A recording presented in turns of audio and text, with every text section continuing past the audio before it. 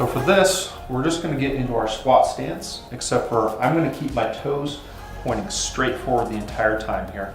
A lot of times when you're doing a weighted back squat, we end up with our toes kind of flared outwards.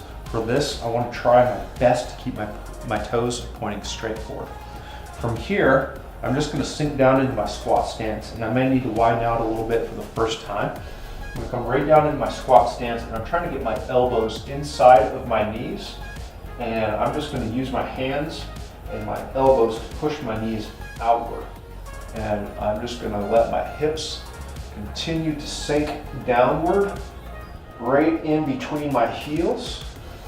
As I get further down, I'm just working on elongating my spine. So I'm trying to make myself as tall as possible without hyperextending. So I don't want to excessively arch through my back. I'm just more trying to make my back as long as possible. And as this gets easier, I can start to move back and forth and sink further down. And as that gets better and better, I'm just going to slowly bring my feet closer and closer.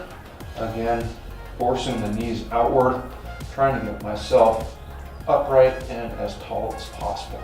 And I'm just going to hang out in that deep squat position for several seconds, probably like 30 to 45 seconds. That's just going to help my hips open up, make it a lot easier to do weighted back squats and front squats. That's called a Grock squat.